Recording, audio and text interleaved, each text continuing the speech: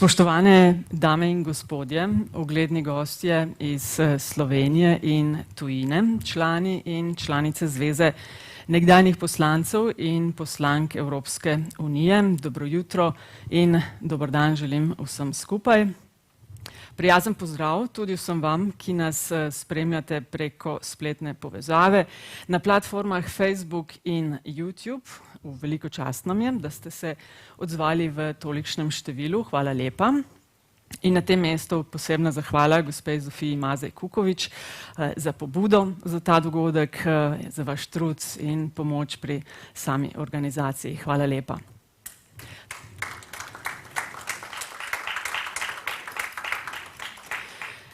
Tema našega druženja danes je na kratko Evropa včeraj, danes, jutri in sicer gre za razpravo z nekdanjimi evropskimi poslanci in poslankami, strokovnjaki in strokovnjakinjami za evropska vprašanja, ter seveda tudi predstavniki in predstavnicami mladih o naši uniji.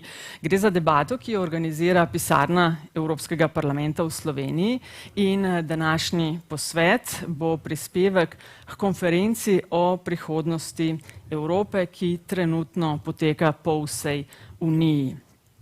Želja seveda je prisluhniti zamislim za razvoj stare celine. Informacija za vse, ki nas spremljate preko spleta. Če želite sodelovati, lahko svoje ideje predstavite na spletni platformi konference o prihodnosti Evrope. In na družbenih omrežjih, če koga zamika kakšna objava, se lahko ujamemo na ključnikih Skupaj smo močnejši EU, Prihodnost je tvoja oziroma kratica Conference on the Future of Europe, se pravi COFOE. Prav, pa začnimo. Iztočnic je veliko, spoštovani sogovorniki in sogovornice, vnaprej se vam opravičujem. Samo 90 minut imamo, z vsakim bi lahko po 90 minut klepetala o temah, o katerih želimo danes klepetati, tako da bom res zelo vesela, če vam uspe čim bolj strniti misli. Vnaprej pa lepa hvala za vaš čas. Začela bi z vami, gospod Hans-Gert Pöttering. Vi ste bili predsednik Evropskega parlamenta, bili ste član Evropskega parlamenta od prvih volitev leta 1979 pa do leta 2014. Težko vprašanje takoj za začetek. Evropski parlament je skozi leta, vloga se je malo spreminjala, pridobival je vse več pristojnosti, a lahko malo povzamete to obdobje, ki ste ga vi živeli v Evropskem parlamentu?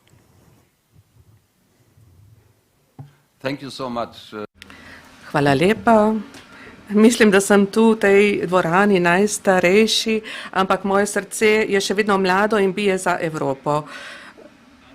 Ko sem sodeloval v volilni kampanji leta 1979, je me veliko ljudi tudi iz moje stranke spraševalo, zakaj želim biti poslanec v Strasbourgu in v Bruslju, saj nimamo nič opraviti s tem.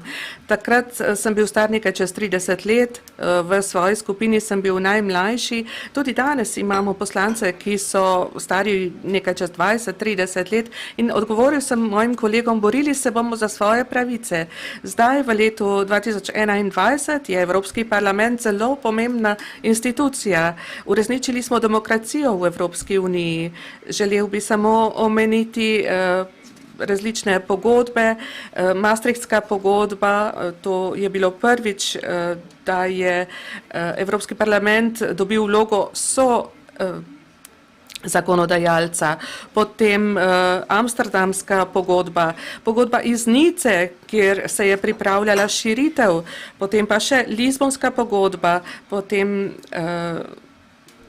ko je padla ustava Evropske unije.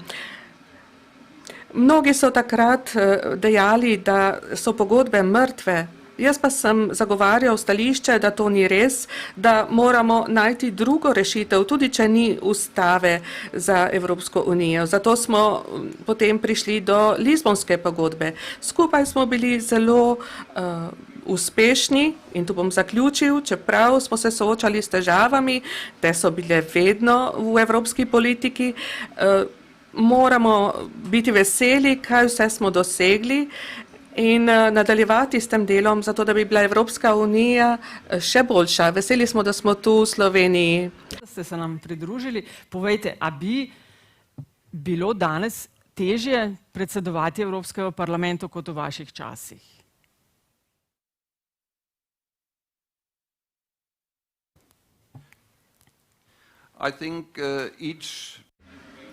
Mislim, da vsaka generacija, vsako desetletje ima svoje izzive. Predsednik je zdaj Sassoli in želim mu vse najboljše. Težave so zdaj povezane s tem, da se poslanci ne morejo srečevati. Mnogi med njimi se še nikoli niso srečali. Upam, da bomo pandemijo premagali in da se bomo lahko zopet srečevali tudi v Evropskem parlamentu, kajti pomembno je to za izgradnjo zaupanja.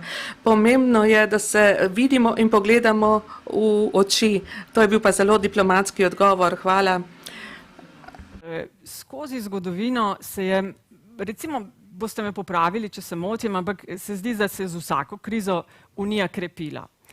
Ali vidite, da tudi po tej zadnji, da se Unija krepi, ali pa se krepijo glasovi tistih, ki navijajo za večjo suverenost držav članic?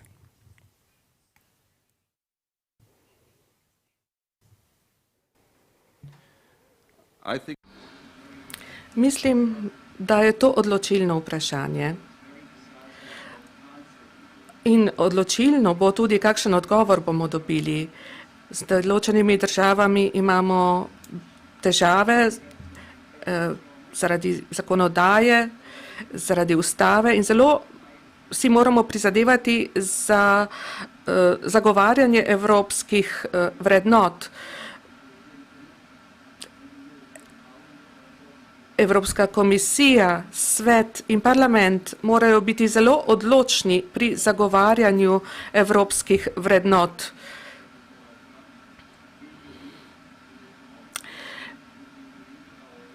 Ne moremo slediti idejam ameriškega predsednika Trumpa. Mi verjamemo v demokracijo, v evropske vrednote. Monet je dejal, da je vsak izziv priložnost za razvoj. Tudi pandemija je priložnost, da izgradimo Evropsko unijo, ki bolj si prizadeva za zdravje vseh. In Zofija je imela je naredila velik prispevek v to smer. Če to razumemo, bomo šli naprej. Pandemija je, kljub temu, da je to nekaj slabega, priložnost za to, da imamo močnejšo Evropsko unijo in to mora biti naša ambicija. Nadaljujem, gospod Lojze Peterle. Vi ste bili evropski poslanec 3 mandate. Od takoj začetka, ko se je Slovenija pridružila Evropski uniji, se pravi od 2004 in do 2019, hkrati tudi eden najbolj prepoznavnih naših poslancev v Evropskem parlamentu. Dali ste čez veliko kampanj. Zdaj, volilna udeležba je nekaj, kar je težava. Na ravni Evropske unije je bila 2019 50,6%, v Sloveniji sicer rekordna, a še vseeno slabih 29%. Kakšne so vaše ideje, zamisli, kako bi lahko volilno udeležbo okrepili, povečali? Da bi jo najlažje povečali z bolj delujočo in uspešno Evropsko zvezo. Mene je tudi takrat presenetilo, da nas je bilo skoraj 90% za vstop, potem pa pod 30% na prvih volitvah. Tako da takrat je izgledalo, da je Evropa vendar daleč, če tudi smo del nje. Na Zahodu države članice, bi rekel, so bolj tam so državljani bolj razumejo delovanje, imajo daljšo dobo življenja v Evropski zvezi in se bolj zavedajo, kaj pomenijo evropske volitve. Se zavedajo, da se v Bruslju odloča čedalje bolj o vsakdanjem življenju. Jaz mislim, da te zavesti pri nas še ni, še danes beremo, v Bruslj hodijo eni, ki dobro služijo in to je vse. Mislim, da bomo do te zavesti, kako pomemben je Bruselj, še prišli. Vsako predsedovanje Slovenije svetu pa mislim, da to zavest utrjuje. Ko ste delali kampanje, ste seveda tudi prepričevali, da je treba iti na volitve. Kakšne odgovore ste dobivali? Ok, vsi niso za objavo, vem. Glejte, jaz sem vesel, da sem dobil 3-krat zaupanje naših volivcev, da sem jih lahko predstavljal. Torej, odgovori teh so bili jasni. Za te, ki pa niso prišli, pa sem slišal pač značilne odgovore, nima smisla, tam se nič ne odloča, tam mali nimajo nobene vloge. Ampak če vam lahko eno zgodbo povem iz začetka, ko niti nisem bil še poslanec, ko smo bili samo še opazovalci v Evropskem parlamentu. Takrat je bil Elmar Brok, ki je imel pomembne vloge kot poročevalec glede Slovenije, je bil tudi poročevalec za farmacevtsko industrijo, za katero je pripravila Evropska komisija neka ureditev, ki bi resnično udarila po naši Krki in Leku, po 2 tovarnah generikov. In tam je imela politična skupina že glas oziroma podporo na glasovalni listi, bil plus za nek predlog Evropske komisije. Ko sem jaz tisto dobro prebral, sem rekel, Elmar, mi ne moramo vstopiti s tem udarcem po naši industriji v Evropsko zvezo, prosim, daj, potrudi se in obrni ta plus v minus. In se je potrudil in ga je obrnil v minus, tako da jaz trdim, da smo tisti, ki smo predstavljali Slovenijo, lahko še prednost smo imeli pravico glasovanja, lahko vplivali na to, ker nas je kdo razumel. In to je moja izkušnja Evropskega parlamenta, da tam, če tudi si iz majhne države, nisi sam, lahko si iz velike države, pa nimaš najboljše ideje, lahko si iz majhne in tako naprej. Jaz sem tam doživel visoko politično kulturo. Včasih, ko je vodil parlament kolega in prijatelj Hans Gert, pa bi rekel še bolj. Hvala lepa. No, in ko smo pri volilni udeležbi, seveda me bodo slišali tudi misli mlajših predstavnikov in predstavnic v današnji debati. Mogoče, da nadaljujem z vami, gospa Angelika Mlinar. Vi ste bili poslanka med leti 2014 in 2019. Tudi v Avstriji ste imeli težave z volilno udeležbo. Povejte, kako ste jih reševali, da ne rečem rešili. Volilna udeležba, zdaj konkretno v Avstriji, je načeloma višja, kot smo to navajeni na volitvah v Sloveniji. Za evropske volitve pa tudi nižja, kot je to udeležba, kot naprimer zdaj prejšnjo nedeljo, ko smo imeli lokalne volitve v Zgornji Avstriji in pa v Gracu, je bila udeležba nad 80%. Kar je tudi za Avstrijo visoka, ampak dokaj normalna. Za evropske volitve pa tam nekje 56 oziroma tam okoli 60, če se prav spomnim na zadnjih volitvah. Je pa to seveda mal problem ta, kot je to omenil tudi kolega Peterle, da imajo ljudje vedno občutek, da je Evropa pač bolj oddaljena, kot so to pač druge volitve. Kakorkoli že, Avstrija je uvedla leta 2007 volilno pravico od 16. leta naprej in je to en korak v pravo smer. Je pa seveda tudi to in res to je tudi seveda moj apel na mladino. Mi smo videli, kaj se zgodi, če ljudje ne grejo na volitve. In Brexit je en tak tipičen primer za to, ko smo videli, kaj se zgodi, ko pač mladina se ne udeleži teh volitev in ne izraži svojega mnenja oziroma svojih želja in mora potem pač živeti z rezultatom. Referendum za vode v Sloveniji je dokazal, da se lahko stvar seveda tudi čisto drugače izrazi, če greš na volitve. Zato tudi jaz vedno rečem, voliti pomaga.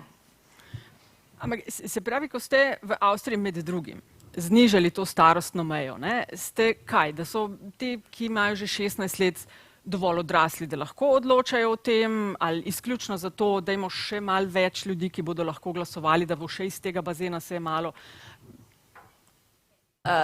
Demokratično gledano je logika čisto jasna in sicer, če gledaš tudi kazensko pravo, ne, si polno odgovoren pri teh letih, zakaj pa potem ne bi imel pravico, da greš na volitve. Tako da sploh ni nobenega argumenta. Jaz ne poznam nobenega argumenta, ki bi me prepričal v to, da ni to pravilno, da lahko voliš od 16. leta naprej. A so bile kakšne misli tudi v smeri, recimo, da ko se je povečala volilna udeležba in več mladih, da so videli v Evropskem parlamentu, da vendarle je en faktor, da ima več kompetenc, da je pomembno, da se udeležijo. A so to sliko Evropskega parlamenta videli? Poglejte, načeloma je tako, da vsak od nas, ki pač se udeležuje tudi kot kandidat na volitvah, mi si želimo demokratično legitimiranost. In to je seveda število ljudi, ki gre na volitve. Nihče od nas ni ponosen na to, da je izvoljen samo od, ne vem, premalo procentov. Tako da je tudi za Evropski parlament je važna ta številka. Čim večja udeležba, večja je seveda tudi demokratična legitimiranost. Grem kar takoj zdaj na mlajši predstavnici in predstavnika. Bomo malo skakali med Evropo včeraj, danes in jutri. Z nami je Maja Kalin, predsednica Dijaške organizacije Slovenije, pa Nina Podakar in pa Urban Lečnik Spajič, mlada študenta prava, tudi aktivna v pravni mreži za varstvo demokracije. Od vseh vas treh bi rada slišala mnenje, ker 2019 so bile te evropske volitve rekordne tudi po zaslugi višjega odstotka mlajših, ki so se odpravili na volitve. Kakšne so vaše ideje? Kaj narediti, da bo še več mladih šlo? Mogoče kar najprej z vami, ja. Nekako, če čisto nasplošno rečem, mladi bomo šli na volitve, če bomo videli, da lahko s svojim glasom kaj pomagamo pri spremembi. Da bomo pa to dosegli, pa argumentu v smislu pejte volit ne bojo dosti, bo treba tudi povedati, zakaj. Tle pa zelo pomemben, da se te evropske projekte, pristojnosti Evropske unije nam mladim približa. Sej na volitvah 2019 so se izvajale akcije, veliko je bilo teh oglasov, pa recimo na spletu, kjer smo mladi zelo prisotni, potem bile so tudi neke stojnice, na fakulteti je bilo, pač so delili tiste značke pa nalepke, ampak ja, saj tako, da se malo zavedaš, da se volitve približujejo in si zato malo bolj razmišljaš o tem in zato pa tudi greš volit. Ampak ja, najbolj nam je pa treba povedati mladim, zakaj, kaj je argument, da ne gremo na volitve, ker pač zato, ker imamo preveč časa neko nedeljo, pač to ne bo dost. Ok, konkretno ostanem pri vas. Zakaj greste vi? Kadar greste zakaj? Sej, verjetno ene volitve, ne? Tako, ko ste šli, zakaj? V redu, to me je predpričalo. Me ne zanimajo volilne preference, da bi zdaj z imeni in s prsti kazali, ampak zakaj? Zato, ker volitve oblikujejo neke odločevalce, ki vplivajo na moje življenje in jaz se tega zavedam se tudi konkretnih stvari, na kaj vplivajo, čisto konkretno, jaz grem jutri na študijsko izmenjavo v Prago in vem, da v redu, en moj glas mogoče ne bo odločilen, ampak če bomo vsi razmišljali, tudi moj glas nekaj šteje, bomo pa skupaj nekaj naredili, ne? Prosim, izvolite, Urban. Ja, moja ideja, s katero se zadnje čase poigravam, je ta, da se meni zdi, da povečanje volilne udeležbe na evropskih volitvah ali pa drugo leto nas čaka super volilno leto v Sloveniji, lahko dosežemo s povečanjem neposredne demokracije. Tako kot je bil že omenjen referendum o vodah, kjer je bila 50% udeležba mladih, se mi zdi, da so to te neke neposredne stvari, ko greš in točno veš, zakaj glasuješ. In ko boš ti šel parkrat kot nek mlad človek na referendum in boš odločil neki stvari, boš videl neposredno spremembo v tvojem lokalnem okolju ali pa v tvoji državi, boš videl, moj glas nekaj šteje.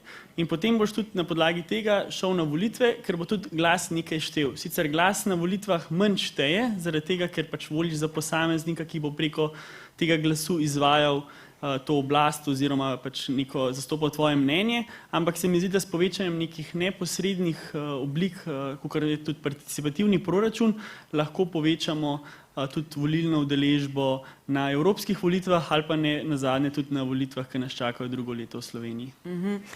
Gospod Peterle je uvodoma malenkost omenil, kaj so tisti, ki niso šli na volitve, kaj so rekli, ne vem, je brez veze in tako. Kaj pa vajna generacija? So to podobni argumenti, ki jih dajo, če ne grejo? Kaj vidva slišite najpogosteje? Mislim, eden od glavnih razlogov je nepoznavanje Evropske unije, nepoznavanje aparata delovanja, kaj sploh so pristojnosti Evropskega parlamenta, kaj je to Bruselj, da v bistvu Evropa ni samo Bruselj, ampak ima tudi Evropski parlament sedež v Štrasburu, pa da v bistvu smo Evropa vse mi države. A ne? To je ziher eden od razlogov, da ne vejo sploh zakaj volijo in kaj so v bistvu pravice in dolžnosti teh poslancev, ki jih izvolijo. Po drugi strani je pa ta apatija v Sloveniji tudi že zadnje čase vedno bolj prisotna, ampak mene res, kot sem že prej rekel, sploh referendum o vodah me je navdal z nekim optimizmom, ker se je res veliko mladih angažirali tako v neki civilnih družbi ali pa že s tem, da so šli na volitve. In nenazadnje je bilo to polet v času počitnic in se mi zdi, da je to en tak spodbudni kazalnik. Tudi jaz nisem verjel, da bo taka udeležba. Tako da bi rekel, da so te stvari take, ki nas lahko ženejo naprej. Maja Kalin, vi, če me popravite, če se motim, verjetno še niste imeli priložnost glasovati na evropskih volitvah. Na evropskih volitvah ne. Ne, ok. No, ste pač predsednica Dijaške organizacije Slovenije, ko razpravljate vi v svojem krogu, ki je še mogoče malenkost mlajši, ne, kaj pa vi tam slišite? Volilna udeležba, ali kome čakate, da boste imeli to priložnost? Ne, meni se zdi nažalost, da je res zelo malo mladih, ki jih politika nasplošno, sploh pa evropska politika zanima. Se mi zdi, da je mogoče tudi to problem, da recimo politiki, sploh te, ki kandidirajo v evropsko politiko, ki je vseeno pač na nekem drugem nivoju, so starejši in se mladi, ne poistovetimo z njimi oziroma se tudi ne želimo poistovetiti z njimi. Ampak se mi zdi, da tukaj predvsem, kar je treba poudariti, meni se zdi, da manjka sploh v šolskem okolju neka dodatna izobrazba, pa ne mislim direktno recimo, da predstavijo stranke, da predstavijo politike, ampak neka pomembnost demokracije, pomembnost volitev, volilna dolžnost, ker se mi zdi, da se mladi ne zavedamo, da to je dolžnost. Jemljamo kot samoumevno, starejši bodo glasovali in ne uveljavljamo svoje pravice in dolžnosti, da bi glasovali, ker naš glas bi nekaj spremenil, kot smo videli recimo pri prejšnjih volitvah, volilna udeležba je bila višja in smo tudi preko tega lahko mogoče poudarili stvari, ki nas bolj zanimajo, kot so recimo podnebne spremembe ali pa mobilnost mladih. In se mi zdi, da je zelo pomembno, kot so že prej povedali, da se predstavi, zakaj je Evropska unija za nas pomembna. Torej, kaj nam omogoča in kaj dejansko bi lahko izgubili, če nismo v njej. In se mi zdi, da se tudi recimo prek Brexita učimo, kaj lahko izgubimo in s tem cenimo, kaj imamo. Mogoče bo malo težko vprašanje, ampak mogoče pa tudi ne. Ko vi s svojimi kolegi ali pa mogoče tudi starejšimi, zakaj je pomembna Evropska unija, kaj jim vi rečete? Se mi zdi, da prvo je to nekako laično mnenje, Erasmus izmenjave. Se mi zdi, da vsi mladi, sploh v zadnjem času, smo bolj svetovljani, bolj Evropejci, kot smo Slovenci. In vedno bolj cenimo to neko poznavanje sveta, želimo si ga spoznati, želimo spoznati ljudi iz drugega okolja in se mi zdi, da je to ena izmed stvari, ki nas nekako bolj pritegne. Sploh recimo mobilnost, pa ne samo študentske izmenjave, ampak tudi recimo prakse ali pa nasplošno potovanje, prehod meja, prehod blaga. Se mi zdi, da je to ena izmed stvari, ki nam recimo več pomeni, kot pa neke stvari, ki recimo so tudi pomembne, ampak za mlade še ne toliko, ker se vseeno ne zavedamo toliko pomena same demokracije in evropske institucije kot celote, ampak samo nekih priboljškov, ki jih mi lahko dobimo iz tega. Nekaterih stvari, kateri so te nekatere stvari? Ki nas zanimajo. Ki vas ne zanimajo, mogoče še toliko? Ki nas ne zanimajo. Težko rečem, ampak... Vsi odgovori so pravilni. Ja. Zato smo tukaj, zato je ta konferenca o prihodnosti Evrope, da se izluščijo točno ta vprašanja, ker vi ste prihodnji volivci in volivke, ne? In če imate te neke pomisleke, je pač treba to začeti naslavljati. Se pravi, kjer je po vašem mnenju to? Kaj, vladavina prava ali človekove pravice? Ne vem. Se mi zdi, da recimo človekove pravice nas že bolj zanimajo, ampak kakšna vladavina prava oziroma mogoče kakšne spremembe, ki so potrebne, ampak se mi sploh ne zavedamo, recimo, da tudi stopimo v korak s časom glede Evropske unije, glede razvoja samih držav. Nam to ne pomeni toliko, kot nam pomeni nekaj, kar lahko primemo in kar je pač fizično prisotno za nas. Razumljivo, prav gotovo v tej starosti. Ko govorimo o spreminjanju sveta, gospod Ivo Vajgl, zdaj imam težko vprašanje, za vas ga bom skušala čim manj komplicirano zastaviti. Ne? Evropa je pred izzivi, ki zahtevajo močne liderje, zmožnost ukrepati danes takoj. Ne? Zadnjih nekaj zadev, kot je, ne vem, umik iz Afganistana, pa tole zavezništvo AUKUS. Zdi se, da se vse postavlja na neke nove temelje, da tako, kot je mogoče bilo v zadnjih nekaj 10 letih, za Evropsko unijo gotovo več v prihodnje ne bo. Ne. Vi ste bili predvsem ali pa tudi zelo aktivni na zunanje političnem področju. Kam vidite, da gredo te stvari? Strateško gledano, zunanje politično gledano? No, jaz mislim, da so vse te krize, skozi katere gre svet v zadnjih nekaj letih, vključno z tem, kar ste vi omenili, ta debakl zahodnega sveta v Afganistanu. Še prej je bil debakl Zahoda v Iraku, v Siriji. Vse te stvari so v Evropi pravzaprav prižgale opozorilno luč, da mora Evropa gledati, v katerih stvareh sodeluje, v katerih ne. Mislim, da ne bi smela sodelovati v nobeni vojni, ki se vodi zaradi, rekel bi, egoističnih motivov velikih. Mislim, da je to trenutek, in to se uresničuje pravzaprav v vseh državah, v razpravah, ki so predvolilne ali pa neke razprave, tudi v okviru tega, zaradi česar mi danes tukaj sedimo, kakšna bo prihodnost Evrope. Da te razprave pravzaprav poudarjajo, da Evropa mora postati samozavesten, močan dejavnik v svetu, da mora imeti lastno stališče in zasledovati tudi lastne cilje. To ne pomeni, da ni ena izmed postulatov pravzaprav evropske misli in vrednot solidarnost. Ne? Mi moramo biti solidarni. Ne?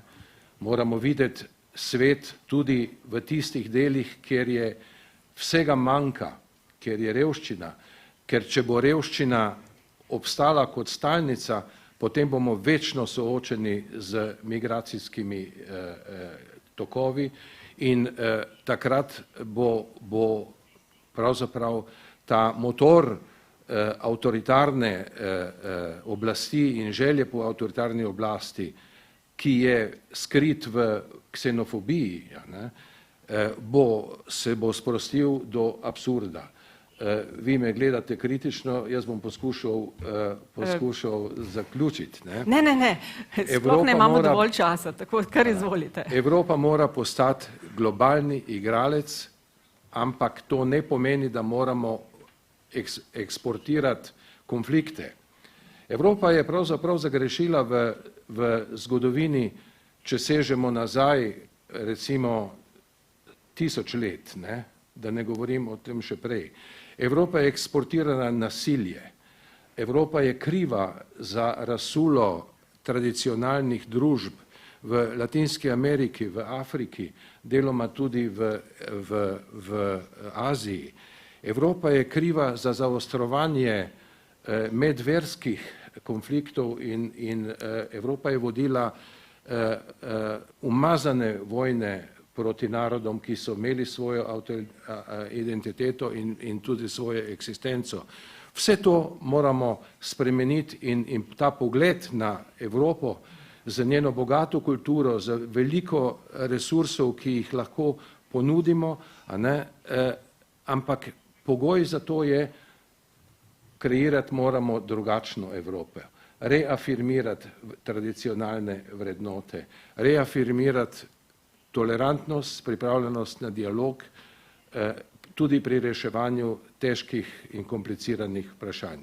Zato, in tukaj bom končal, zato sem z velikim zadovoljstvom prisluhnil temu, kar je predsednik Pöttering rekel, ena izmed nevarnosti Evrope je prepričanje nekaterih držav, da lahko vladavino prava interpretirajo na poljuben način, na svoj način, na način, ki krepi avtoritarnost v teh državah, na način, ki pravzaprav slabi jedro Evropske unije.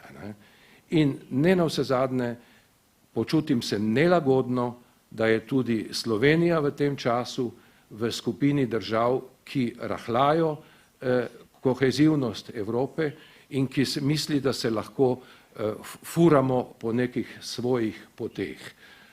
Mislim, da se tudi mi moramo osvestiti in se vrniti k izhodiščem Evropske unije. Toliko. Ja, bi vas vseeno rada slišala tudi malo na temo zavezništev.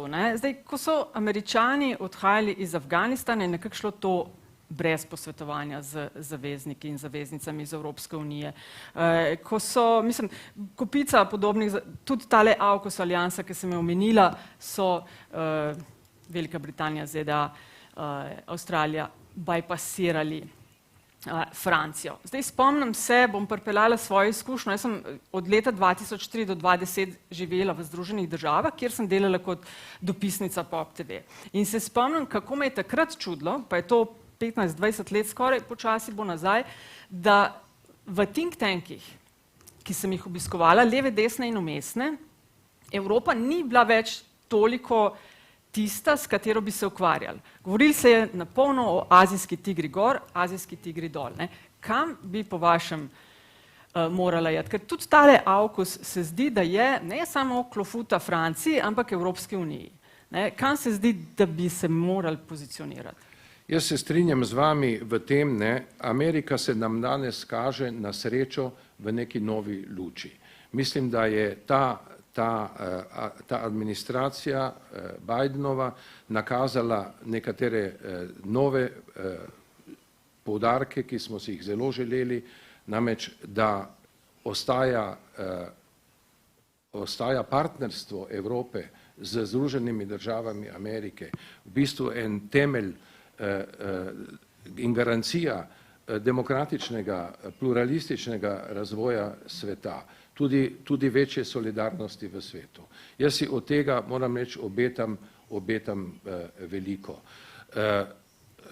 Mislim, da je ta politika, tudi jaz sem preživel 4 leta v Združenih državah Amerike in jo nekako poznam tudi od znotraj. In moram reči, da ameriška duša ameriških državljanov ni isto kot nek trumpizem in to, kar ta neka agresivna politika neoimperialistična Združenih držav Amerike v preteklih obdobjih. Američani so solidarni, so sočutni in mislim, da jih je treba tudi tako razumeti in poskušati involvirati tudi. Naša civilna družba bi morala seči tudi do Amerike. Civilna družba. Danes je bilo že govora o tem. Jaz tudi veliko dam na civilno družbo. Mislim, da je civilna družba v vseh evropskih državah pravzaprav danes motor ideje o tem, da je treba evropsko politiko približati ljudem. Civilna družba je v veliko večji meri kot politika izvoljenih ljudi, med katere sem sodil tudi jaz svoj čas. Slovenska tudi civilna družba je najbolj razveseljiva stvar, ki se nam je zgodila v zadnjih letih. In jo je treba podpirati, biti odprt do nje, ne patriarhalno, ne pokraviteljsko, ampak ustvarjalno jo je treba podpirati. Glede odnosov z Amerike in transatlantskih, mislim, da nima smisla preveč izgubljati besed, ampak jaz seveda verjamem v potrebo aktivnih transatlantskih stikov, ne more si pa Amerika več dovoliti, da Evropo obravnava kot junior partnerja, ne. Mi smo, kot Nemci pravijo, auf der gleiche Augenhöhe, ne. In na tem je treba tudi vztrajati, samo tako bomo del stabilnega in kreativnega sveta. Hvala lepa. Gospa Mojca Drčar Murko in gospa Zofija Mazej Kukovič, dve zelo pomembni vprašanji imam za vas. Zdaj, če smo rekli, da malo govorili, se dotaknili, kako se je spreminjala vloga Evropskega parlamenta skozi zgodovino, pa kako je težava volilna udeležba. Še se izrisuje zdaj za pandemijo, seveda, kako skupaj reševati ta vprašanja, pa tudi vprašanje populizmov. To je nekaj, čemur smo v zadnjih desetletjih priča. Zdaj, gospa Drčar Murko, vi ste bili poslanka takoj v prvem mandatu, ko je Slovenija pristopila Evropski uniji, se pravi od 2004 do 2009, imate izkušnjo dopisnice iz Nemčije, iz Italije. Kako vi gledate na to, kaj se je zgodilo, da smo dopustili ali pa da je to začelo rasti? Levi, desni, vmesni, opaziti je neke skrajnosti. Evropska unija je eno samo pogajanje.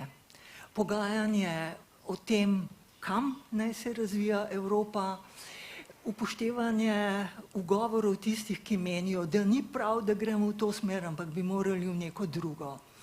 To je bilo že pred našim vstopom v Evropsko unijo, ampak seveda tudi potem, ko smo mi Slovenija postala članica. Mislim, da je razlika s prejšnjimi obdobji med krizami, ki so se pojavljale že poprej, še ko se ni imenovala Evropska unija, in sedanjimi v razsežnosti groženj. Takrat je šlo vendarle za morda nekoliko bolj abstraktne, včasih tudi politične pojme. Evropa kot mirovni projekt nekomu, ki je takrat živel takoj po drugi svetovni vojni, je to prezentno. Generaciji pozneje dvem že ne več tako. Tiste krize so bile včasih v resnici samo na vrhu. Tiste elite politične iz posameznih držav, ki so se pogajale o prihodnosti. Zdaj pa so krize kolektivne in jaz mislim, da je posameznikom vedno bolj jasno, da jih same države, tudi največje med njimi, ne morejo rešiti. In to zdaj vodi prvič k nujnosti nadaljnega pogajanja in sproža ključna politična, ampak tudi politološka, celo filozofska vprašanja. Ali je skupnost, ki rigorozno in dosledno spoštuje demokratične postopke, upošteva ravnotežje različnih vej oblasti, usklajuje odnose med njimi, v slabšem položaju, ko pride do ene take vseobsegajoče krize, kakršna je bila zdravstvena, pandemija je še vedno, ali pa kakršno pomeni izstop ene države iz te skupnosti, Brexit konkretno.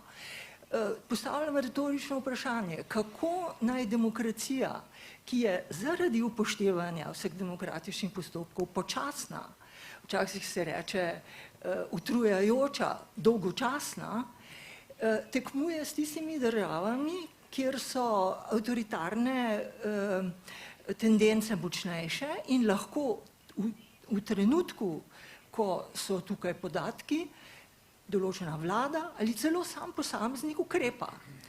To je bilo zelo videti ob začetku pandemije. Boris Johnson v Veliki Britaniji je lahko odločil sam, kaj bo ukrepil. Gospa Ursula von der Leyen je morala vprašati 27 voditeljev držav in vse države niso bile v istem položaju, vse nimajo enakih zdravstvenih sistemov, vse niso imele ali pa tudi niso hotele sprejeti podatkov, torej je Evropska unija nujno zaostajala. Zdaj je vprašanje, ali je bilo to narobe za nas, ali se je po letu in pol krize pokazalo, da je ravno rigorozno spoštovanje vseh demokratičnih postopkov, opiranje kratkoročnih ukrepov, posebej, če gre za suspenzijo političnih svoboščin, oprto na zakone, na poprej predvidene situacije, da je to prednost v boju proti sami stvari, proti virusu. Zakaj? Ker ustvarja zaupanje prebivalstva do institucij. Najprej do svoje vlade, ampak tudi do evropskih institucij. In v svetovnem merilu vidimo, da povsod tam, kjer so vlade uspele ustvariti zaupanje, ni bilo težko ukrepati radikalno. Nova Zelandija je tak primer.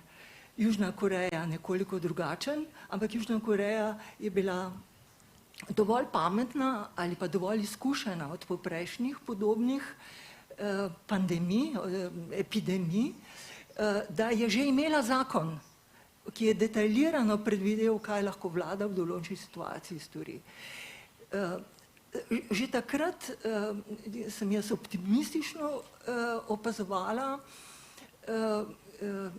bi rekla, psihološke posledice, ki jih je imela pandemija na različne družbe in so se seveda izkazovale v tem, kaj so ljudje pisali, kako so njihovi mediji pisali. Mislim, da so se predvidevala sem, in to se je potrdilo, da se je v tem času celo okrepil odpor proti avtoritarnim težnjam. Za primer, oziroma en svoj dokaz, ki ga lahko dam, pred letom 2016, se pravi pred britanskim referendumom oziroma 20 pred pandemijo, je bilo v več evropskih državah nekaj taborov, ki so zagovarjali izstope svojih držav iz Evropske unije, s čimer bi sledili Veliki Britaniji. V Italiji smo imeli tako, na Nizozemskem, v Franciji je stranka, ki jo pač zastopa gospa Marine Le Pen, zagovarjala izstop Francije iz Evropske unije. Zdaj nihče več ne govori o tem. Ne ti posamezni politiki, kar pomeni, da so oni verjetno prešli zenit svojega pomena, predvsem pa to pomeni, da z njim ne morejo več nabirati političnih točk. In to je odgovor tudi na vaše vprašanje, ali posamezne, na kakšen način krize lahko generirajo aktivne, pozitivne odgovore in morda tudi na tista prva vprašanja, ki so jih kolegi omenjali, na udeležbo ljudi na volitvah. Čim bolj navzoča je Evropska unija s svojo možnostjo, da poveča moč reakcije na velike mednarodne izzive, tem večje bo prepričanje ljudi, da je to naša Evropska unija. Ne nekaj, kar je v Bruslju in Štrasburu, ampak nekaj, s čimer se naša politika nadaljuje. Vaš mandat je sovpadel z ravno prihodom kanclerke Merkel na čelo Nemčije, pa med 2004 in 2009, 2008 smo imeli primer te finančne krize. Takrat verjetno še ni bilo na račun krize kakšnih teh populizmov, ne? Ste verjetno že prej zaključili to obdobje? v mojem obdobju je bila že kar močna skupina Nigela Faragea z gospodom Pötteringom, se spominjava, kakšne anekdotične situacije so se razvijale. Ampak takrat so bili eksoti, to še vedno se mi zdi. Bila je iz Italije Mussolinijeva vnukinja in tako naprej. Ne? Populisti so bili tam, ampak veljali so za, pač ja, ne izrazijo svoje mnenje, ampak nimajo moči. Pozneje se je ta situacija pač bistveno spremenila, ker so postali močni. Ampak zelo rada bi še v tej priložnosti povedala, ker je zadeva tudi čisto aktualno politična. Mislim, da smo imeli izredno srečo vsi skupaj, da je bila na čelu najmočnejšega gospodarstva v Evropi in najštevilčnejše države pač ena izredno inteligentna in pragmatična oseba, ki je svojim, gospa Angela Merkel, naravoslovka, ki je razumela, kako je nujno spreminjati posamezne metode upravljanja držav in je svojim, bi rekla, civiliziranim, konsenzualnim političnim slogom držala nekako v ravnotežju centrifugalne sile, tako v svoji državi, kot v Evropski uniji. Srečo je imela, da je imela ustreznega partnerja v francoskem predsedniku in v tem sodelovanju je nastala zame najpomembnejša točka v zgodovini Evropske unije, ena najpomembnejših točk, da ne pretiravam, namreč prvi skupni fiskalni ukrep, najetje solidarnostnega kolektivnega kredita v mednarodnih trgih julija 1920, pri čemer je, kar pomeni, da se vse države združene v Evropski uniji skupaj zadolžijo in s tem denarjem po določenih pravilih obnovijo svoje gospodarstva. Odhajajoča kanclerka je imela to ključno vlogo in s svojim stališčem iskati politično akceptanco v vsakem trenutku, če je ni mogla najti, je pač opustila zadevo in jo je začela drugič. S tem je odločilno vplivala na Evropsko unijo in upam, da bo katerakoli vlada zdaj v Nemčiji v tej smeri nadaljevala. Hvala lepa. Konec nekega obdobja, gospa Zofija Mazej Kukovič, mogoče pa začetek enega zelo pomembnega drugega obdobja. Zdaj, pandemija, s katero se Evropa napolno ukvarja že poldrugo leto, je hkrati razgalila več stvari, tudi kakšne dobre, slabe plati. In tukaj se seveda naravno postavlja vprašanje te zdravstvene unije. Zdaj, vi ste bili in evropska poslanka in imate to edinstveno izkušnjo, da ste delovali tudi kot ministrica za zdravstvo. To vprašanje, kako ga vidite? Vas to zelo muči? Vidite, da je tukaj prihodnost ali ravno glih zaradi tega, ker je treba na 27 naslovov vse pošiljati, 27 kljukic dobivati in podobno, da tukaj tičijo tudi težave? Hvala lepa.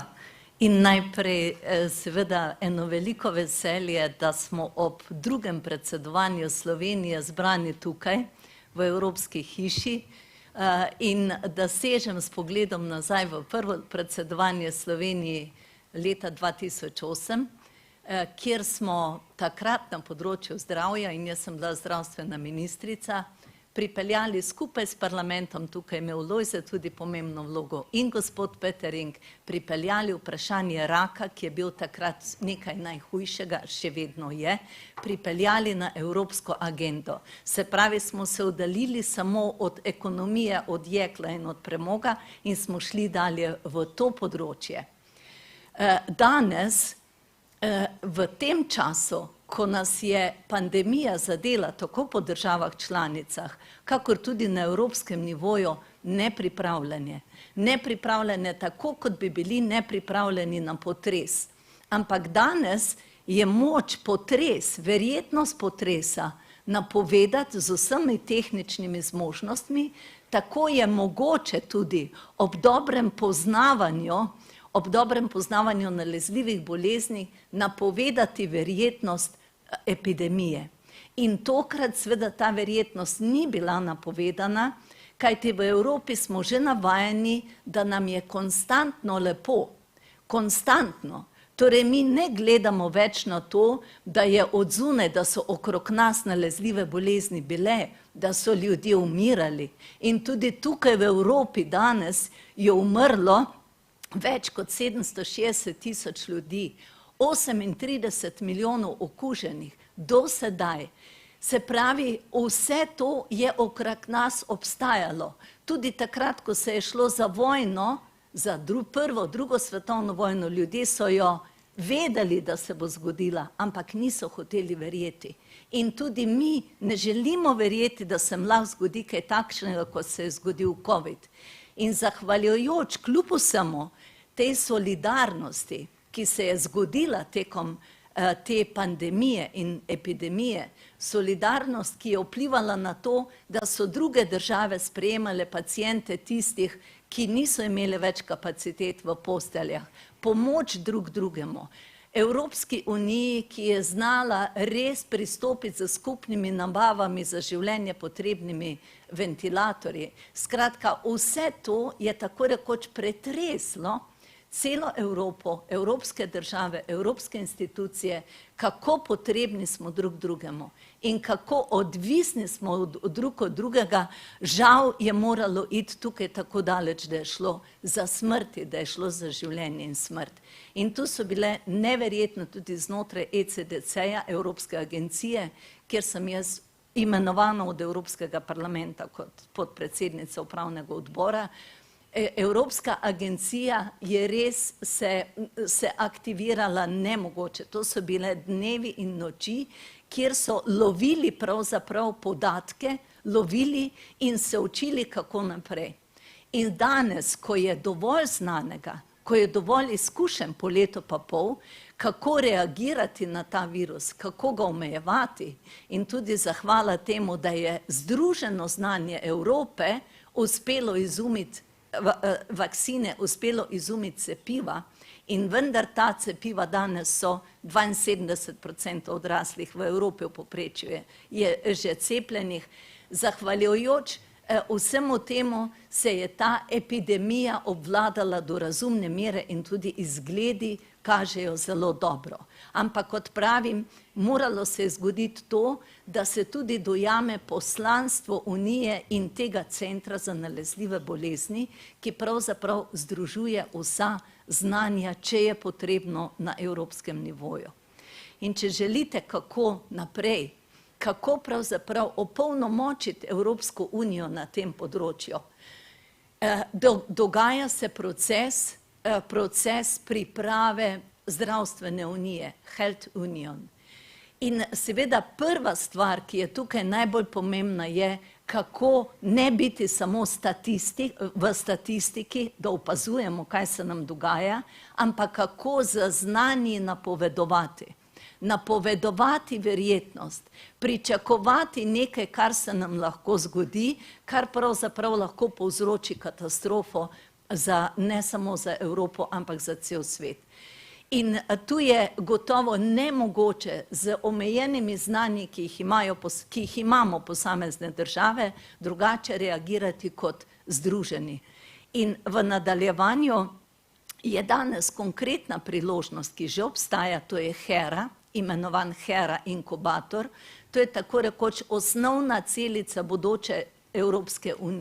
bodoče unije zdravja, ki pa seveda še ni šla skozi legistraturo, ta je v postopku, in ki bi naj pripeljala do tega, da je vendar nekaj več opolnomočenja tudi na nivoju Evropske unije.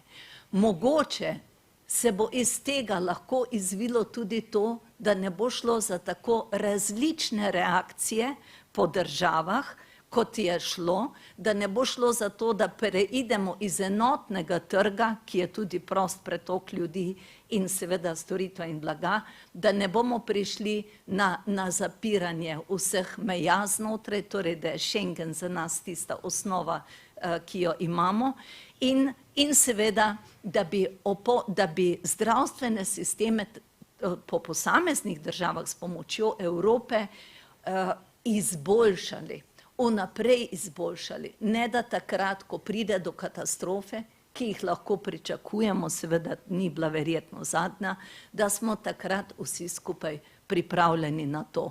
In tu gre jasno, da tako kot pri avtomobilu, ko se ve, kaj je pri avtomobilu narobe, ko je znana diagnoza, potem je zelo enostavno delo naprej. Tako je tu bilo neznani virus, pravzaprav neznano, kako bo reagiral, kaj se bo z njim zgodilo. To je bilo v bistvu najtežje vprašanje, ki ga je Evropa znala na nek način dobro oprijeti in dobro rešiti, čeprav v Sloveniji se je čulo samo od Svetovne zdravstvene organizacije. Ni se pa slišalo, kaj je naredil Evropski parlament pri tem, ogromno vlogo, in kaj je naredil tudi ta center za nalezljive bolezni. Med drugim imajo zelo uporabno spletno stran s podatki za število cepljenih, necepljenih po posameznih državah. No, ampak če potegneva črto, kaj bi vi rekli, tako, kot nekdanja poslanka, kot nekdanja ministrica za zdravstvo, 3 stvari, ki jih je pa zelo dobro bilo narejenih. In hkrati lahko 3, ki so bile slabe. Tako, če se da na kratko, ne vem, obveščanje je bilo dobro, slabo. Zelo bom začela s slabim, da bo potem boljši občutek na koncu. Zelo slabo je bilo poročanje iz držav v Evropsko unijo, kaj se dogaja. To je bilo zelo neenakomerno in zaradi tega so bile potem tudi primerjave z ukrepi, kaj ena država, kakšne ukrepe ima in kakšnih drugih nima, je bilo to lahko prikazano na zelo čudne načine tudi. Druga stvar je seveda v tem, da se zdravja zavedamo šele takrat, ko ga nimamo, da je preprosto ta nezavedanje, da nas lahko doleti nekaj takega, pomenilo tudi izjemno šibke zdravstvene sisteme. Izjemno šibke. Ne v vseh državah, ampak v večini držav. In ta šibkost je torej takoj omejila, koliko bolnikov, težkih bolnikov, si država sploh lahko privošči v tej situaciji glede na limitirano število postelj in seveda zdravstvenega osebja. Če pa omenim dobre stvari, ne bom slabih nadaljevala, dobra stvar je gotovo ta, da je evropsko znanje uspelo izumiti tako rekoč za enkrat najbolj učinkovito, to je cepivo proti covidu v izrednih razmerah, ker to se v zgodovini še ni zgodilo. To, da je šlo za skupne nabave, vse potrebne opreme, kot so ventilatorji, maske in vse to, kajti skupne nabave seveda pomenijo nižjo ceno, pomenijo visoko stopnjo organiziranosti. In tretje, kar bi moralo biti po svoje prvo, to, da je vzpodbudila ta kriza v nas, vsaj gledano med narodi, eno višjo stopnjo solidarnosti. In to stopnjo solidarnosti bi morali samo saditi v vsako državo in tudi mi med vse nas in se zavedati, da je solidarnost pravzaprav ključ za preživetje. Hvala lepa. No, ta pandemija na koncu sprejemanja ukrepov, odlokov, zakonov nas pripelje do tega, da se vse konča, ne vem, na sodiščih in z nama sta tudi vrhunska strokovnjaka, pravnica in pravnik dr. Matej Avbelj in doktorica Janja Hojnik. V vlogi Evropskega parlamenta smo, zdaj pa bi želela od vaju slišati tudi na temo sodišče EU. Pa dajmo najprej pregled, preden bomo šli na malo konkretnejše stvari. Vloga doktorica Hojnik, sodišča EU, kako se je spreminjala skozi čas? Vem, težko vprašanje, za katerega so ure na fakulteti. Ni tako težko, kot dejansko obsežno, ampak se bom potrudila ne predavati. Predvsem se mi zdi ena pozitivna stvar sodišča Evropske unije, da ni bilo nikoli zares črkobralsko, da bi se omejilo samo na to, kar bi neki odstavki členov zakonodaje Evropske unije določali. In druga pozitivna stvar, da je imelo to posebno svojo vizijo za Evropo. Tako da tudi takrat, ko ni bilo med državami, članicami prave volje po integraciji, je sodišče Evropske unije bilo tisti motor, ki je gnalo integracijo naprej. Samo se je pa zavedalo, da potrebuje legitimnost za svoje delovanje in to legitimnost je nekako črpalo iz tega, da je dajalo pravice državljanom Evropske unije. Ne? In mi nastopamo v zelo različnih vlogah in sodišče EU je v različna področja našega življenja posegalo skozi čas. Tako da najdemo pred 60 leti zelo pomembne in še danes bi rekla odločilne sodbe sodišča Evropske unije in tudi danes so enako pomembne sodbe še zmeraj sprejete. Ne? Danes jih je veliko več, običajno so tudi precej daljše, tako da študentom, ko jih damo za brat, so manj veseli, kot so bili recimo v generacijah pred 50 leti. Ampak sodišče nikakor ni organ ali institucija, ki bi se upehalo. Mislim, da je dejansko nuja življenjska ta, da še zmeraj zelo aktivno deluje. Vsako leto sodišče Evropske unije izda letno poročilo in v tistem poročilu lahko na kratek način, kdor želi nek tak povzetek izmed recimo tisočih sodb, vidimo, katere sodišče EU samo šteje za najbolj pomembne. In dejansko na začetku smo imeli sodbe, ki so velikega ustavnega pomena. Profesor Avbelj predava vsako leto in vse posod o teh sodbah, ki so povedale, kakšno je razmerje med nacionalnim pravom in evropskim pravom, kaj se zgodi, ko je konflikt med obojem. In za čuda še danes so ta vprašanja v bistvu sporna ponekod. Ne? Morda ne v vseh državah članicah, nedvomno pa v nekaterih državah članicah. Še zmeraj se pogovarjamo o načelu primarnosti prava Evropske unije, a je to nekaj, kar lahko sprejmemo, ponotranjimo ali ne. Ne? Tudi med sodniki na nacionalnih sodiščih. Potem kupica, bi rekla, ekonomskih sodb, odločb. Gospa z dijaške organizacije prej rekla, nam je pomembno, torej še zmeraj je mladim pomembno, da imamo svobodo gibanja, blaga, oseb, storitev in vse to. Ne. To je, dejansko so te svoboščine tudi omogočile na nek način zdravstveno unijo EU, še preden je bila, še preden se zdaj gradi to, kar se gradi. Ne. Je bilo sodišče Evropske unije tisto, ki je konec 90-ih let dalo neke pravice pacientom, dalo je pravice podjetnikom, ne.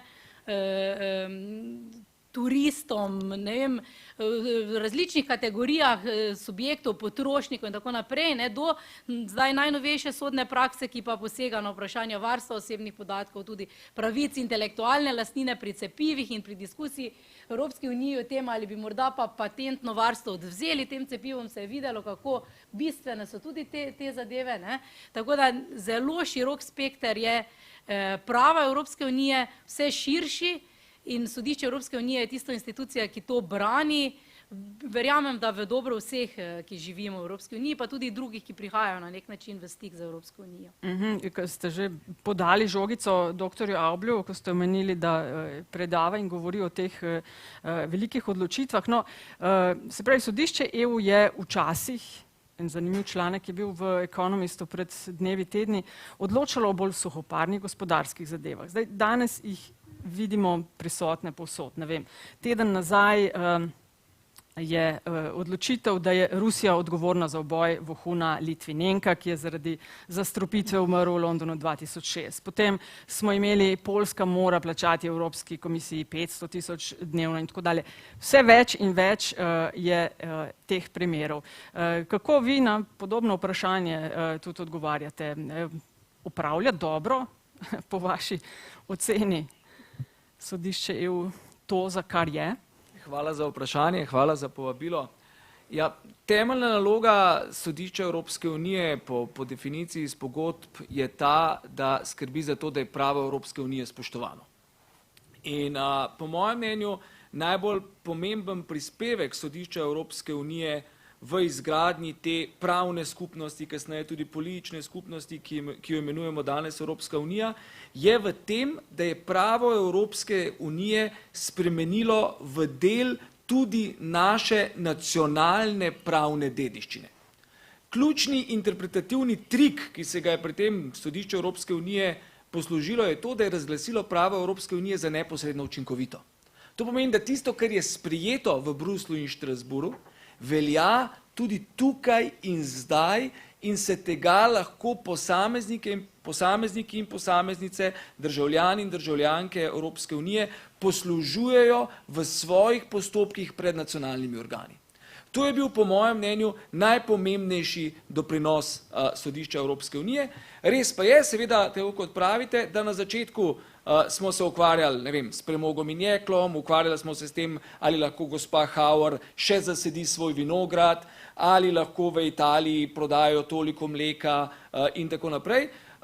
Z poglabljanjem evropske integracije, z nenehnim prenašanjem pristojnosti na raven Evropske unije. In to se je dogajalo zato, ker je Evropska unija bila v krizi in ker je bila v krizi, se je izkazalo, da države članice teh zadev same ne more več nasloviti in so pristojnosti prenesle na Evropsko unijo. S tem, ko so pristojnosti migrirane na raven Evropske unije, je pa seveda tudi sodišče Evropske unije segalo čedalje globlje v to malho pristojnosti, ki jo zdaj Evropska unija ima. In danes, jasno, to bi bilo še pred nekaj pred 10 leti pravzaprav nezamisljivo, se sodišče Evropske unije ukvarja s tem, ali je sodstvo neke države neodvisno.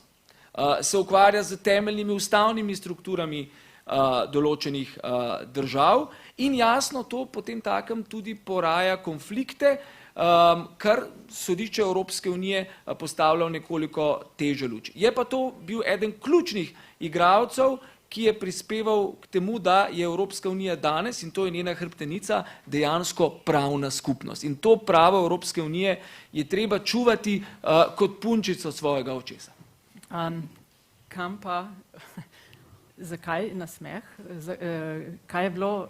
Kaj si je zaslužilo ta? Ker vem, da ste... Ja, se strinjam s tem, kar je profesor Avbelj povedal. Jaz bi samo mogoče dodal, da to vidimo pa v bistvu v temu pravu Evropske unije to prednost, da je dalj časa trajajoče in da so vsa ta temeljna vprašanja, kakor je načelo neposredne uporabe, primarnost prava Evropske unije, da so se odločala že 40-50 let nazaj in se zdaj lahko ukvarjamo z naslednjimi vprašanji. Napram našemu ustavnemu sodišču, ko mora neke te temeljne razlage še vedno danes razlagati, zato da se bomo lahko ukvarjali z nekimi naslednjimi temami in tukaj ima Evropska unija to srečo tega daljšega trajanja, da so neka temeljna vprašanja se že odgovorila. Prosim, Jana, hitro.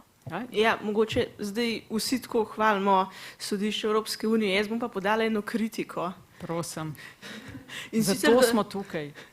In sicer, da posameznik zelo težko dostopa do tega sodišča. To ni tako, kot neko sodišče v Ljubljani, ki lahko posameznik vloži tožbo, pritožbo, podobno. Vedno je postopek tam odvisen od nekega organa Evropske unije ali pa čez nacionalno sodišče poda predhodno vprašanje. In zato tudi mogoče pravni laiki malo manj razumejo pomen tega sodišča. Saj mi pravniki, pravni študentje prava že beremo te sodbe, vidimo te super koncepte, ampak za navadnega človeka je pa to sodišče malo preveč oddaljeno, pa malo premalo dostopno.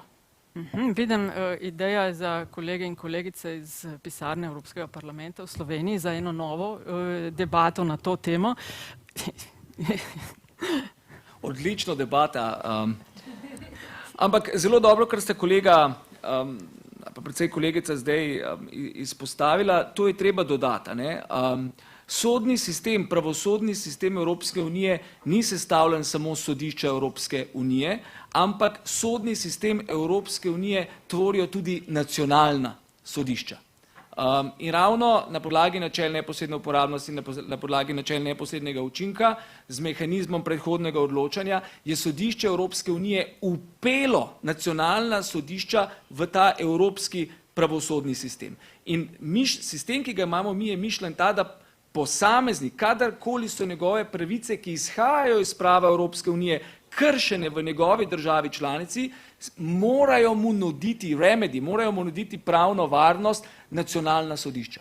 Zato je tako zelo pomembno, da pravo Evropske unije pozna nacionalna administracija, da to poznajo nacionalna sodišča in je zato tako zelo pomembno, da v državah članicah obstaja vladavina prava. Ker če država članicah sodišča niso neodvisna, če sodišča ne odločajo v razumnem roku, potem v bistvu pravosodni sistem Evropske unije ne deluje. Evropska unija ni federalna država, ni Združene države Amerike, kjer imate poleg sodišč zveznih držav še federalna sodišča, ampak imamo eno samo sodišče Evropske unije, ki pa hkrati v svoj federalni nabor upenja sodišča držav članic. In če ta ne delujejo, če ta ne poznajo prava Evropske unije, potem dejansko pravo Evropske unije v praksi ne more zaživeti. Doktorica Hojnik, tako eno hitro vprašanje. Seveda, skozi leta se je to spreminjalo, ampak kolikšen odstotek recimo nacionalnih zakonodaj je nekako usklajen z evropskimi? Ja, smo na 70-75 odstotkov. Bolj mislite, na koliko področji sploh posega, ne? Tako. Zelo malo je področji, kjer bi lahko rekli, da nacionalno pravo sploh ne posega pravo Evropske unije. Včasih smo govorili, ne vem, 20-25 let nazaj o kazenskem pravu, dednem pravu, stvarnem pravu in danes ne moramo reči, da je temu še tako. Kazensko pravo Evropske unije se sedaj zelo hitro razvija, se zelo veliko dogaja, mislim, da tudi med državami članicami velika podpora, sploh zdaj po Brexitu, temu, da se še več naredi na tem področju, tudi dedno pravo ne nazadnje, tudi vse več čezmejnih dednih postopkov in je potrebno sodelovanje med državami članicami, družinsko pravo in tako naprej, tako da zelo težko najdemo področje nacionalnega prava, kjer pravo Evropske unije ne bi imelo nobenega vpliva. In ko govorimo o tem pomenu sodišča EU, me pa zanima, a je, vidva imate seveda odličen pregled, koliko je tega bilo. Govorim o tej odločbi Nemškega ustavnega sodišča v povezavi s programom ECB in za odkup evrskih državnih obveznic.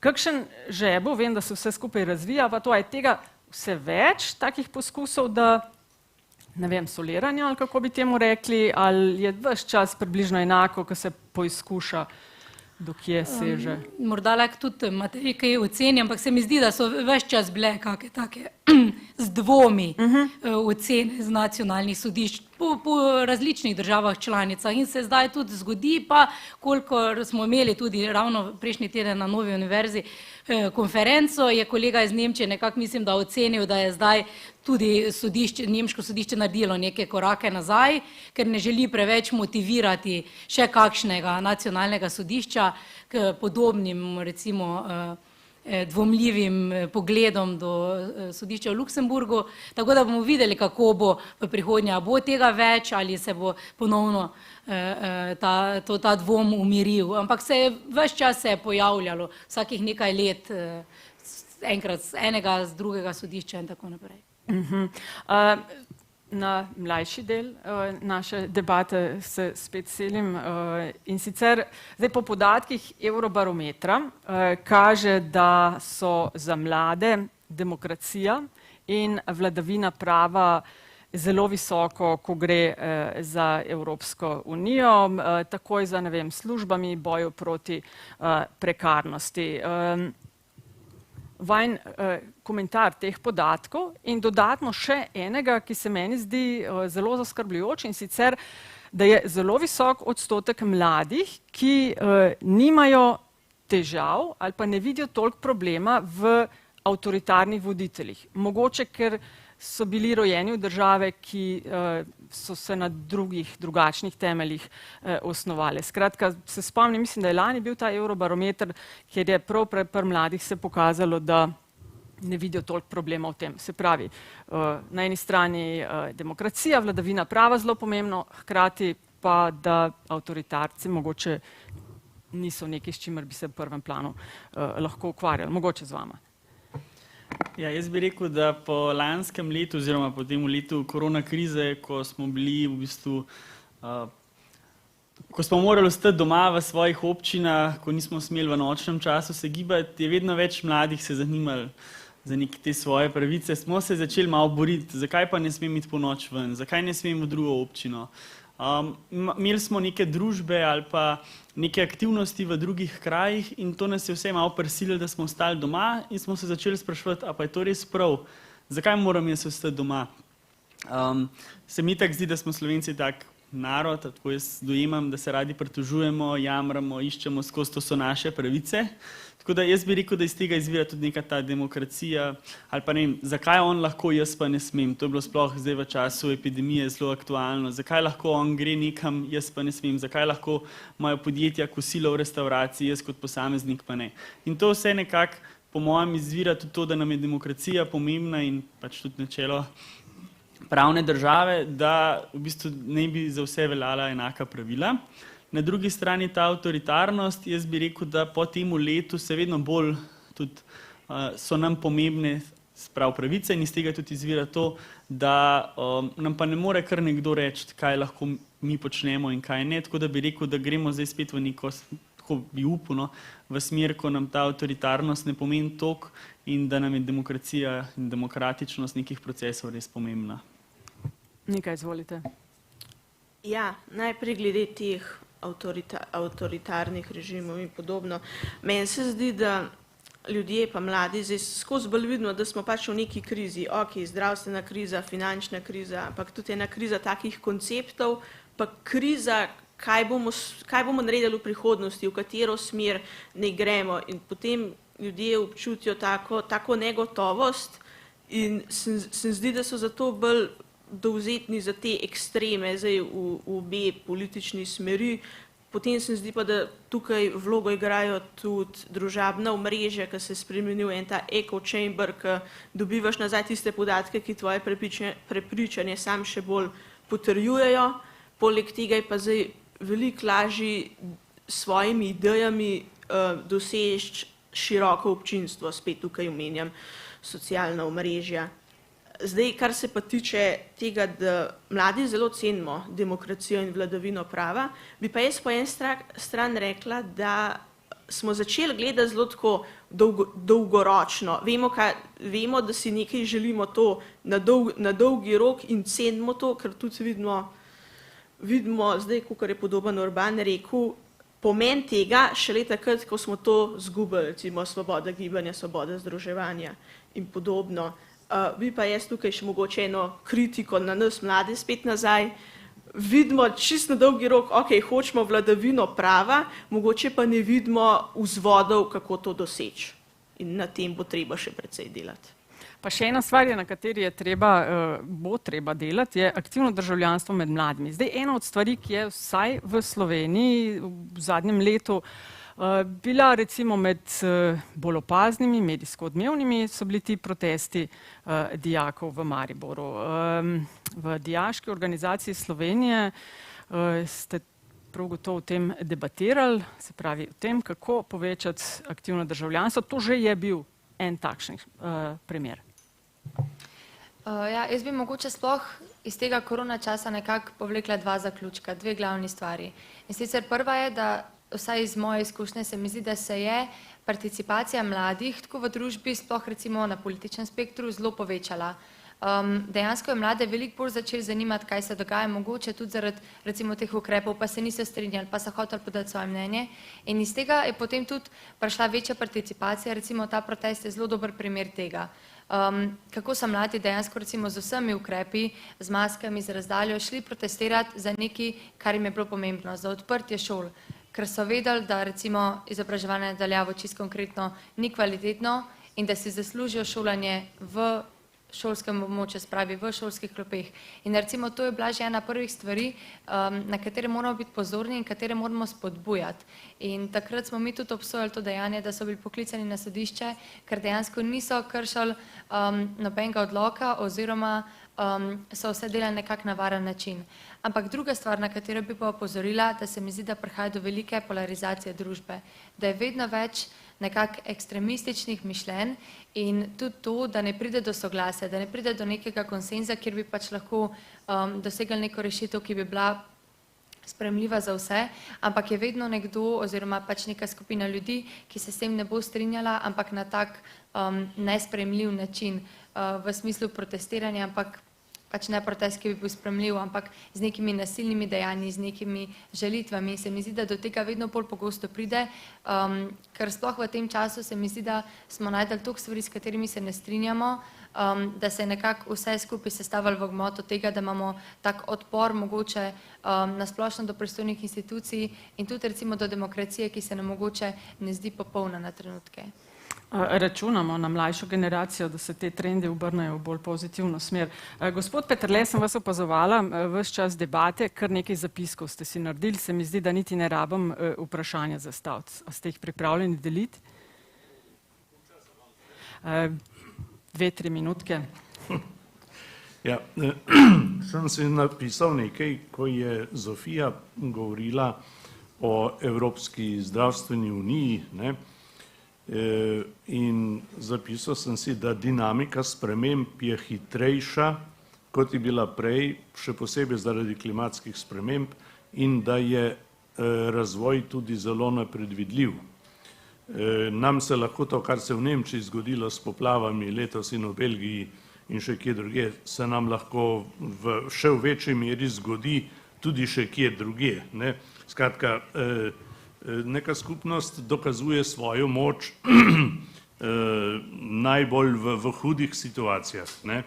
In mi smo nekaj takih hudih situacij že doživeli in bi rekel, da Evropo potrebujemo bolj kot prej, ampak zato se moramo tudi pripraviti.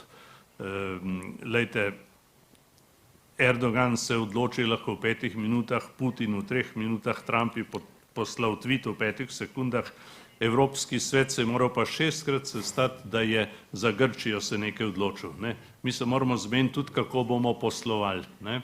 Zato upam, da bo konferenca o prihodnosti Evrope prinesla tudi v tej smeri kakšne dobre pobude in predloge. Hvala. Hvala lepa tudi vam. Za vaju pa imam malo podobno vprašanje. Gospod Pöttering, z odhodom kanclerke Merkel se obetajo spremembe ne samo v Nemčiji, ampak verjetno tudi, ko gre za EU, tako da vas bom prosila za ta komentar in naslednje. Vi ste bili predsednik Evropskega parlamenta. Večino časa so bili predsedniki moški, zdaj nekako počasi bomo na polovici mandata te komisije, 2 gospe sta doslej bili predsednici parlamenta, mogoče še kakšno mnenje o tem.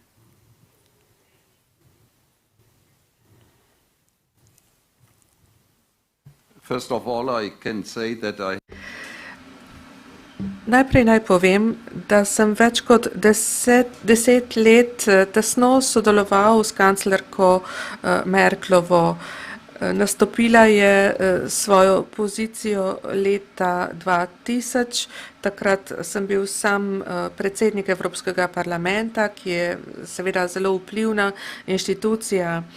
Bil pa sem tudi predsednik največje poslanske skupine, kot vedo moji kolegi, in sem tudi iz tega naslova zastopal zelo vplivno skupino. S kanclerko Merklovo sva sodelovala na Lizbonski pogodbi.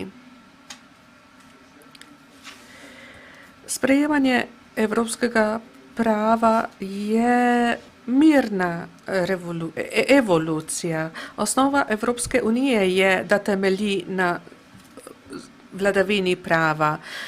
Kadarkoli v preteklosti so imeli Evropejci težave drug z drugim, tu je na primer Colette iz Francije, je to privedlo do vojne. Ampak po drugi svetovni vojni pa, zahvaljujoč Robertu Schumanu, Jeanu Monnetu, Konradu Adenauerju, je prišlo do sporazuma, da želimo reševati svoje konflikte in težave, ki jih imamo drug z drugim, kajti vedno bo prihajalo do konfliktov, da želimo to reševati preko vladavine prava na miren način. To je osnova za Evropsko unijo. Evropsko pravo mora biti nad nacionalnim pravom. To moramo sprejeti, kajti če imamo 27 pravnih sistemov, ki si nasprotujejo, potem se bomo izgubili. Evropske vrednote, evropsko pravo, to je osnova za našo prihodnost. In nemško politiko zanima prihodnost. Vesel sem, da v bodoči vladi ne bo komunistov. Ne glede na to, kakšna bo vlada, sicer imam svoje prioritete, ampak ne glede na to, kdo bo kancler, bo vlada proevropska. In po tem, kar se je zgodilo v Afganistanu, moramo delati na Evropski uniji, ki je še del NATO, ampak je neodvisna. Američani se ne morejo odzvati na stvari, kot to lahko naredijo Evropejci. Ne smemo biti prešibki, to je izziv za naprej. Slediti moramo svojim ambicijam, svojim vrednotam. Te lahko zagovarjamo le skupaj kot Evropejci. Zato pozivam vse, naj prispevajo k tej skupnosti, k Evropski uniji. Kaj pa v zvezi z žensko predsednico Evropskega parlamenta? Mislim, da imajo na Islandiji več žensk kot moških v vladi oziroma v parlamentu, čeprav Islandija ni del Evropske unije, ni članica Evropske unije. Ampak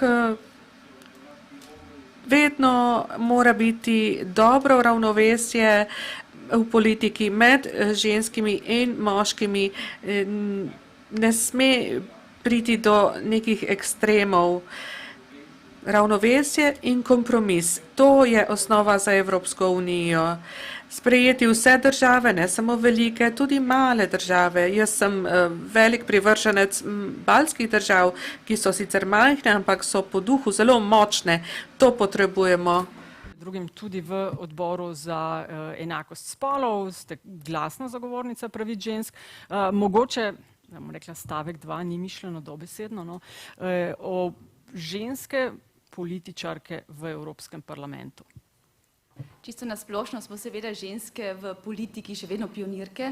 100 let imamo volilno pravico kot ženske, ne smemo tega pozabiti, da temu stoji seveda nasproti 3000, 5000 let patriarhata, se pravi, da se moramo še vedno zauzemati za to, da bomo postali dejansko enakopravne, je pa na nas.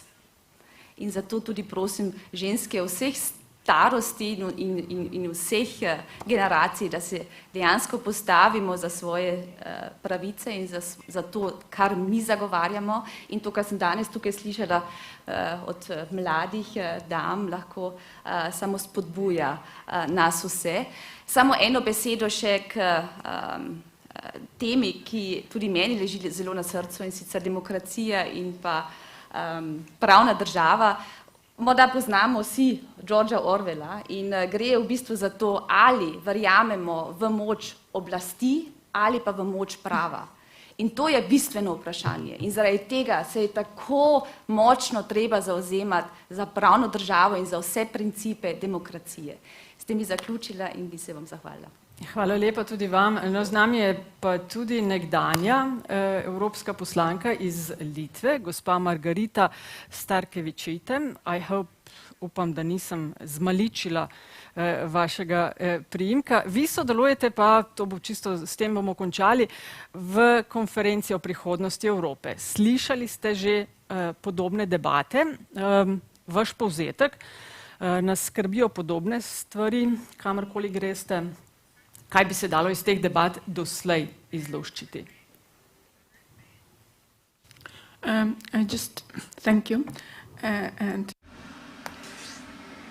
Hvala lepa. Naj najprej povem, da sem zelo vesela, da sem v Sloveniji. 30 let nazaj smo se skupaj borili za neodvisnost. Slovenija je bila ena izmed prvih držav, ki je razglasila neodvisnost.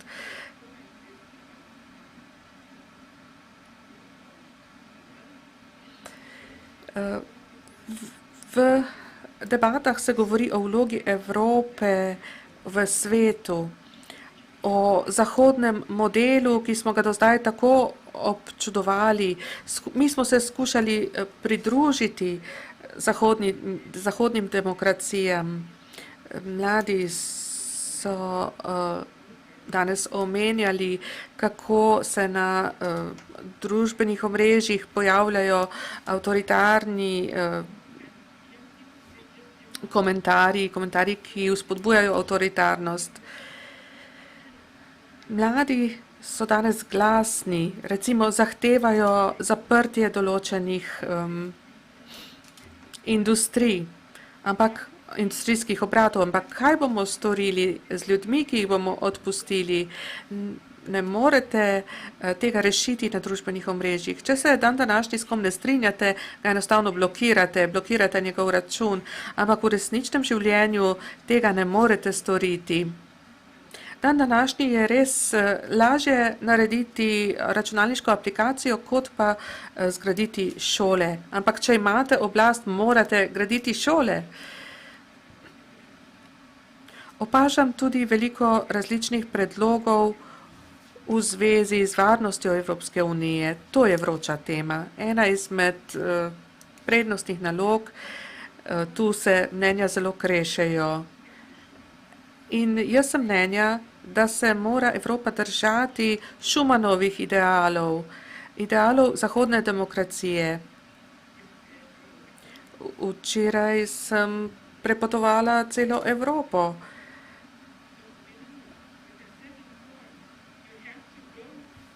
Mogoče to ne bi bilo možno, če bi v različnih državah bile različne omejitve.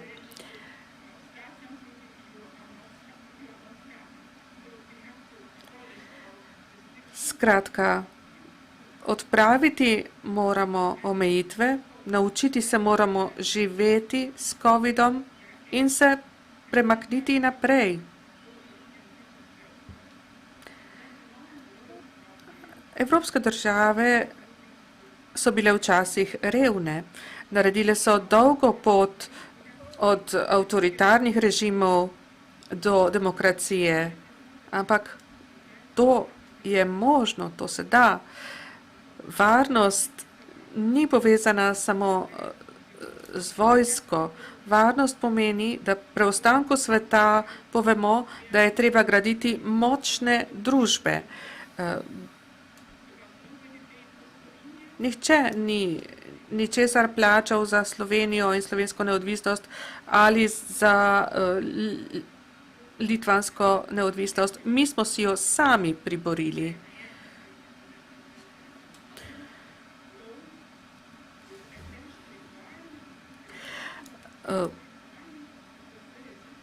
Seveda je bilo zelo težko, ko nam je Mednarodni državni sklad zapovedal, da moramo varčevati in tako naprej. Vendar je možno premagati tudi takšne ovire. To debato, res hvala vsem in vsakemu posebej za vaš doprinos k tej debati. To je bila Evropa včeraj, danes, jutri, debata, ki jo je organizirala pisarna Evropskega parlamenta v Sloveniji, in današnji posvet je hkrati tudi prispevek konferenci o prihodnosti Evrope, ki trenutno poteka po vsej Uniji v želji prisluhniti in zbrati nove zamisli za razvoj stare celine. V ponedeljek, 4. oktobra, pa vabljeni v studio Evropa o Zahodnem Balkanu. Pa prijeten preostanek torka. Hvala lepa.